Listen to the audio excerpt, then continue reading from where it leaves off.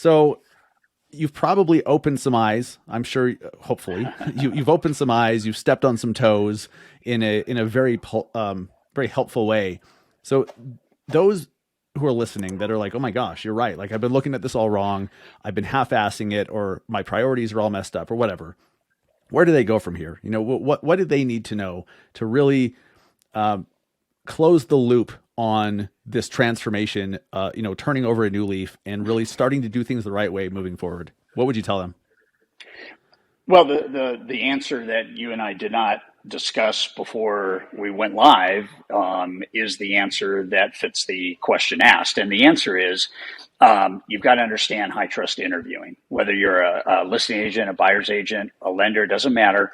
You've got to understand high trust interviewing. And we happen to have a high trust interview guide for agents and for lenders that anybody in your tribe, Dustin, can download for free. There's no strings attached. It's the holy grail of influence. And let me tell you what it means if we could really get everybody's attention in just this moment. Have you ever evaluated as an agent, or have you ever evaluated as a lender, actually how much time you talk versus how much time you listen? And when we do a profile on that and we do a deep diagnostic on that, we have 32,000 agents and buyers that have replied to a survey, and arguably and measurably over 9 out of 10 think that they talk too much. Okay, now, if that is true, here's what ends up happening. If you think you talk too much, you do. And the more you talk, you need to understand, the less likely you are to build a relationship, and the more price-centric the conversations and negotiations are going to be. So when we back off of that a little bit and we say, so 10% doesn't think that, but there's 90%, probably half of that wants to get quickly to a point where, would it be possible to ask a seller, or would it be possible to ask a borrower one question and have that one question be so profound that that's all it took to engage you as a professional? And people go, that's impossible. And I say to them, that's impossible if you think it's impossible. But here's what the data says. The data says that in an average sales dialogue, if you use 100 words and you're the seller, that doesn't mean the seller of the property. It would mean I'm the seller of a listing service. I'm the seller of a buying service as an agent, or I'm a seller of financing as a lender. If I use 100 words, what we are starting to watch is, let's peel that back by just 20. So let's take the 100 words down to 80. When we measure conversion, which is a conversation to contract, assuming that 95% of the contracts you engage close, when we look at that, the conversion rate is 17%. So if we take it from 100 down to 80, we can get 17% yes, which is horrible in the opportunity category, right?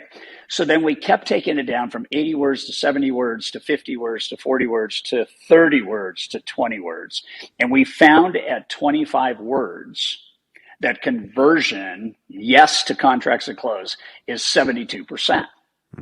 And so you look at that and you go, so conversational productivity is what I'm telling everybody in any market, but particularly now, because you need people to say yes. Okay. You don't need a bunch of people to line up and throw a bunch of offers at the deal. You need people to say yes. And you can only get people to say yes when you've asked a question that is the only question that matters to them, because all the rest is filler. So I'll give you 2 examples. So we had a group of people in January of this year, just 4 months ago, that we put to a task, and we taught them the talk less, sell more philosophy. And we asked them to go out and use it with 5 buyers or 5 agents or 5 sellers. Okay. And then we wanted them to come back in 30 days and report back. So here's what a lender did with a husband and wife borrower. Okay, so they're in Anchorage, Alaska. They're moving to Portland, Oregon. We had the whole thing set up. The lender gets the husband and wife on a Zoom call and thanks them for the referral from his real estate agent. And he says, I'm different than most lenders in that I really want to find out what's important to you guys before we even begin this journey together. So I know that you're moving. I know that this is going to be the first home that you have ever bought. And I want to ask you one question. What would it mean to you to own a home? And he just paused. And within about 10 seconds, the wife is crying. About 20 seconds later, the husband's tearing up. And they finally muster this answer. And the wife is kind of shaken as she says it. If we could buy a home, we would be the first couple in the entire lineage of our family to own real estate. Now, if you just pause there for a sec, the lender doesn't need to do anything else. All he has to say is, you know what?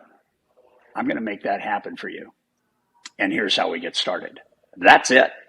He ends up doing exactly that. The deal closes in 27 days, and the husband and wife are now the first couple in the history of their family. I'm not talking about like in the last generation or two or three. I'm talking about forever. And now they own a home. Now you think about the referability of that relationship. You think about how engaged you're going to be to tell people the story between you and between them and the lender, and it's mind-boggling. And we sit here and we think we have to ask 20 questions. You know, for a listing agent to be able to send something in advance to the seller and just affirm how much she or he's looking forward to the time with the seller.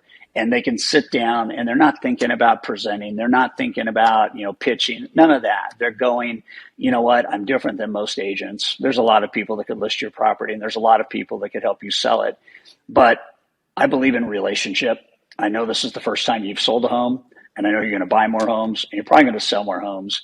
But in order to facilitate the best experience for you from the offers we're going to get, what's the most important thing to you in selling this home when it's all said and done? And then just pause.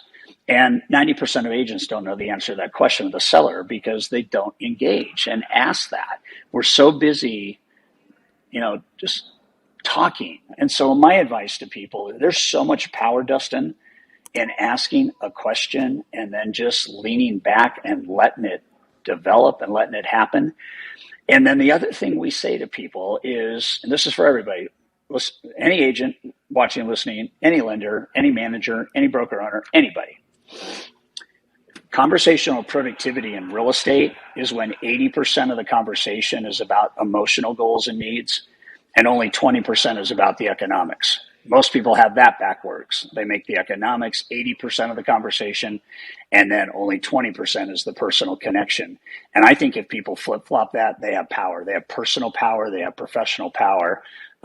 He who talks too much loses. The person that asks the best questions wins, period. This is so great. This is so great. You've got me fired up and taking notes for my own selfish use.